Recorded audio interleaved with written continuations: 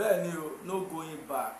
Gbogbo àwọn ọmọ Odùduwà, gbogbo àwọn ọmọ káàárọ̀ oòjíire tẹ́ ń wò mí tẹ́ ń gbọ́ mi, ẹ bá mi pín ètò yìí fọ́lọ́ dáadáa, mo bẹ̀ yín ni mo rọ̀ yín ni.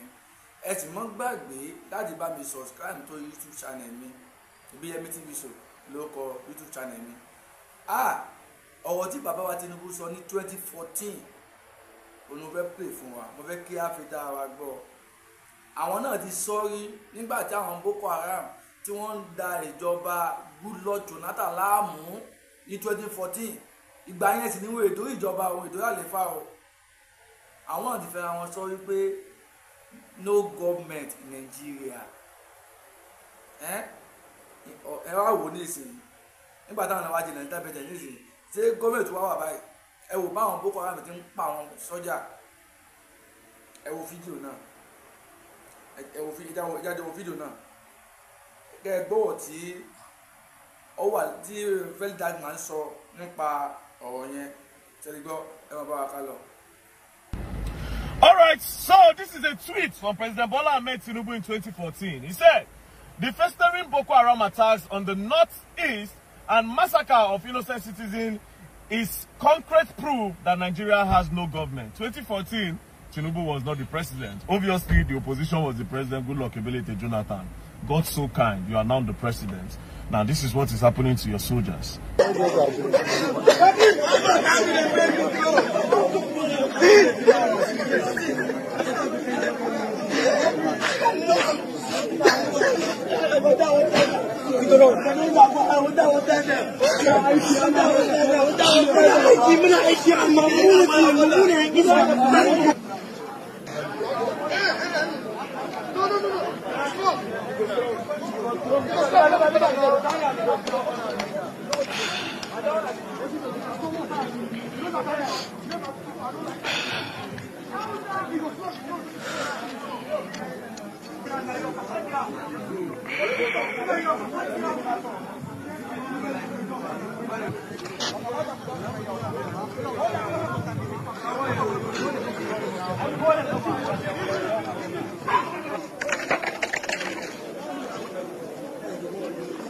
Wala kana zama nan za zuwa kashe ka yau nan kwana ba za ka yi ba za a kashe ka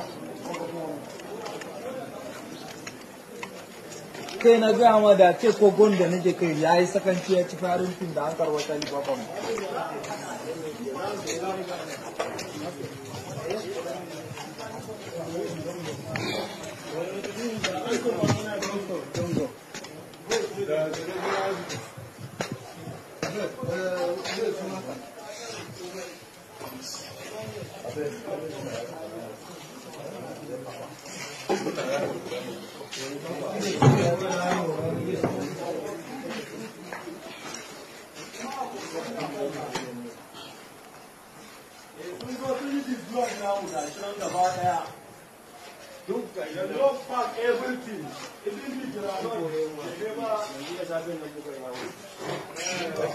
Ba sa kaga ɗakin ka ba.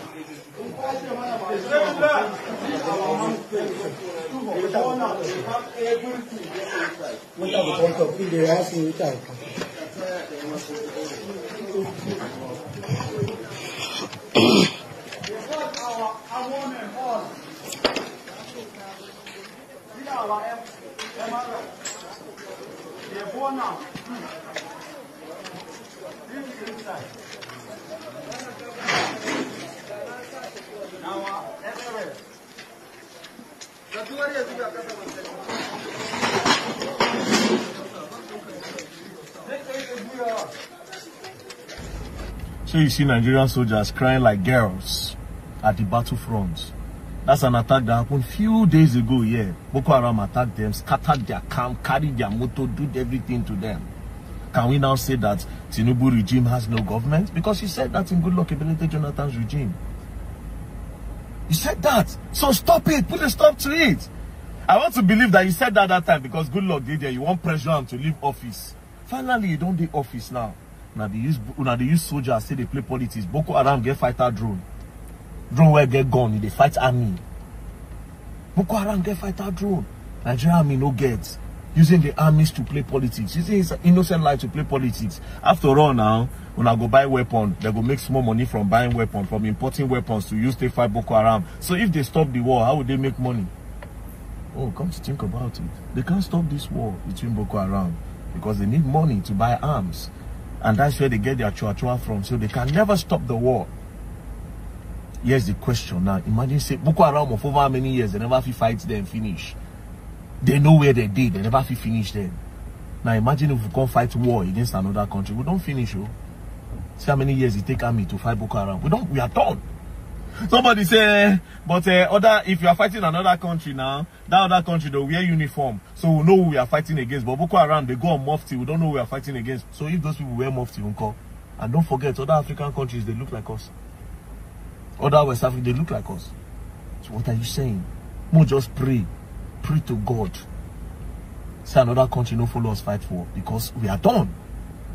Again, there's no government in Tinubu regime, because he said that in 2014, meaning this government, they are not useful to us. And if a government is not useful to us, they are what? Use. It's a shame. It's a shame. May God help us, because now God and we did. Now our faith, they keep us, not with this government. Now our faith. If you rely on them, you're going to learn. And you will learn the hard way. So we better don't play. And Army, shout out to all the people where they don't lay their life. Shout out to all you guys. May God comfort you, and to the heroes where they don't fall. Rest in peace and God bless you. That's all I can say. It's so sad that you are giving your life for a country like this where the politicians don't care about the people and just the money they just won't get. It's really sad. Peace and love, don't play. Alright, so this is a tweet from President Bola Ahmed Tinubu in 2014. He said, the festering Boko Haram attacks on the northeast and massacre of innocent citizens is concrete proof that Nigeria has no government. 2014, Tinubu was not the president. Obviously, the opposition was the president. Good luck, Ebelete Jonathan. God so kind, you are now the president. Now, this is what is happening to your soldiers.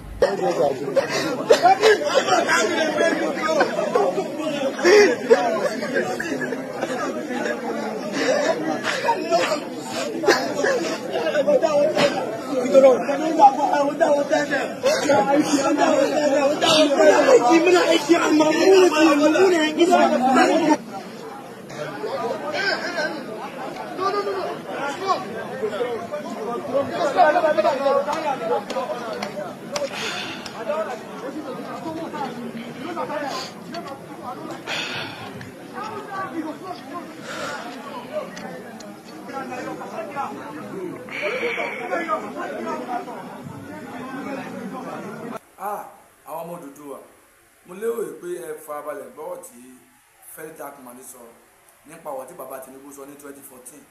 Ṣé ẹ fi dára yín gbọ́? No government in Nigeria ìyẹn ní 2014 ni o. Táàmù gbà yẹn Goodluck Jonathan ló wà lórí àlefa gbà náà o. Ṣé ti torí wọ́n fẹ́ gbàgbà lọ́wọ́ Goodluck Jonathan wọ́n sọ̀rọ̀ nígbà tí Buhari dé bẹ́ẹ̀ ẹ gbọ́ ṣé ogun Fúlàní sódòpin ni láyé Buhari fún kọ̀mpútà ọdún mẹ́jọ tó lò ọmọdópin àwọn àdúrà tó rà lẹ́fà ní èsì ìtumọ̀ pẹ̀lẹ́kẹ̀ sí ni bàbá Tinubu só ojú òtì yín ni ṣé ojú òtì yín ni ẹ̀yin náà lẹ́bàá kan sọ ní 1997 wípé ẹ believe in Nàìjíríà àwọn bá ti ọwọ́ yín tẹ gọ́ọ̀nọ́ṣìpù tán ẹ yóò padà torí ẹ ti wà ní owó ti wà lábẹ́ yín ẹ yóò padà ìgbà náà Nàìjíríà ẹ believe Nàìjíríà gbà náà títí kẹtọ́ wà fi jẹ Nàìjíríà bẹ̀jẹ̀ ní ìsìn ẹ sì rí pé ìyá ń jẹ ọmọ kóòtù òjìrè ìyá ń jẹ ọgbọ́n ọmọ Odùduwà ẹ sì mọ pìtàn Nàìjíríà pé ẹni ẹ̀jà fún Nàìjíríà ẹlẹ́sìn rẹ gbá ẹyin ẹ̀ ṣàwó sójú òtí ni bàbá Tinubu ṣé bí àwọn Fúlàní ṣe ń pa ogbó ọmọ Odùduwà àtọmọ kóòtù òjìrè ṣé ó dùn mọ́ ẹ nínú ni bàbá Tinubu ṣé ó dùn mọ́ ẹ nínú ni àníkẹ́ ẹ pín Nàìjíríà kó ní kálukú ọmọ lọ nílọ ẹ pín Nàìjíríà náà ṣé bóyá Nàìjíríà wà ní ìsìn ẹ ṣàdédé bẹ́ẹ̀ èmi ló kàn ẹ ṣàdédé bẹ́ẹ̀ ní ìsìn a lè fi lẹ̀kẹ́ sí ìjọba ẹlòmíì ọmọ ẹni olùsèdè bẹ́ẹ̀ bẹ̀rẹ̀ tá a fi lẹ̀kẹ́ sí ìjọba ẹlòmíì àyẹ̀bẹ̀kọ́ ni wọ́n ṣàdédé lẹ̀kẹ́ náà sí ní ìdí nísìn àyà wọlé wá dá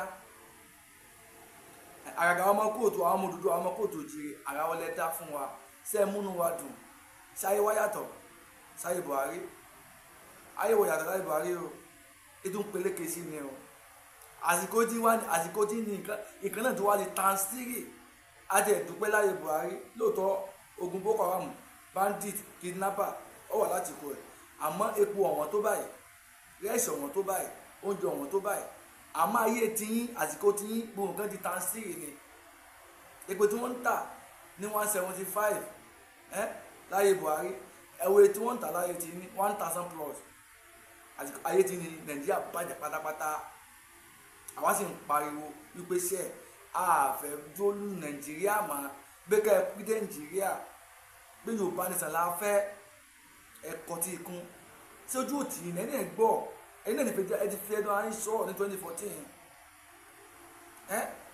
ẹ ti fi ayé sọ ní 2014 ẹ tún sọ ní 1997 gbẹ́ ìbílí Nàìjíríà àgbàdẹ débẹ̀ tán lẹ́sìn wọn gbé Nàìjíríà dáa tó gbàdé ẹ̀wàdẹ́ ní jẹjẹkújẹ nígbàdẹ́ ní jẹjẹkújẹ ẹnu ní olóṣòlódó mọ́ bá Tinubu ìbá dáa kẹ́ ẹ̀ tètè kó wa kó nu Nàìjíríà kẹ́ ẹ kó àwọn ọmọ kóòtù òjíire gbogbo àwọn ọmọ Odùduwà ẹ kó wa kó nu Nàìjíríà ẹ pín Nàìjíríà ẹ kó ní kálukú ọmọ náà lọ ẹ káwọn Yorùbá ká lọ dá ìjọba tiwa káwọn Biafra náà káwọn náà lọ dá ìjọba tàwọn náà bóyá Fúlàní ni wọn bóyá Haúsá ni wọn káwọn náà kí wọn lọ dá ṣe ìjọba tiwọn náà àwọn ìjọ àtàwọn bẹ́ẹ̀ lọ kí gbogbo wọn ń pànìyàn lónìí wọn ń pànìyàn lọ́la wọn ń jíyàn gbé lónìí wọn ń jíyàn gbé lọ́la kó dópin kó tó ń gbàgbé bá Tinubu ẹ gbọ́ ògbà owó táwọn ọmọ yín ń pa ẹ gbọ́ ògbà owó táwọn Odùduwà ń pa Yorùbá ìṣẹ̀lẹ̀ afẹ́